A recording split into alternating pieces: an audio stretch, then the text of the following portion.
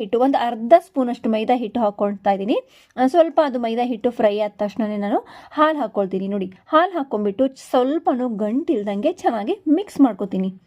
ಈ ಥರ ಚೆನ್ನಾಗಿ ಮಿಕ್ಸ್ ಆದಮೇಲೆ ಇನ್ನು ಸ್ವಲ್ಪ ನೀರು ಹಾಕ್ಕೊಳ್ತಾ ಇದ್ದೀನಿ ನಾನು. ಹಾಗೆ ಫ್ರೈ ಮಾಡ್ಕೊಂಡು ಇಟ್ಕೊಂಡಿರೋದು ಬೀನ್ಸ್ನ ನಾನು ಹಾಕ್ಕೊಂಡಿದ್ದೀನಿ. ನೋಡಿ ಯಾವ ಥರ ಕಲರ್ ಬರ್ತಾ ಇದೆ, ಎಷ್ಟು ಚೆನ್ನಾಗಿ ಬರ್ತಾ ಇದೆ. ಹಾಗೆ ಸ್ವಲ್ಪ ತಿಕ್ ಅನ್ನಿಸ್ತು, ಸ್ವಲ್ಪ ನೀರು ಹಾಕ್ಕೊಂಡೆ. ಇವಾಗ ಬೇಯಿಸಿ ಇಟ್ಕೊಂಡಿರೋ ಪಾಸ್ತಾ ಕೂಡ ಹಾಕ್ಕೊಂಡೆ ನಾನು. ಪಾಸ್ತಾ ಸೈಡಿಗೆ ಬೇಯಲಿಕ್ಕೆ ಇಟ್ಟಿದ್ದೆ. ಸೊ ಪರ್ಫೆಕ್ಟಾಗಿ ಬೆಂದುಕೊಂಡಿದೆ. ಹಾಗೆ ಆ ಪ್ಯಾಕೆಟಲ್ಲಿ ಪಾಸ್ತಾ ಪೌಡರ್ ರೆಡಿಯಾಗಿರುತ್ತೆ. ಸೊ ಪಾಸ್ತಾ ಪೌಡರ್ ಹಾಕ್ಕೊಂಡಿದ್ದೀನಿ.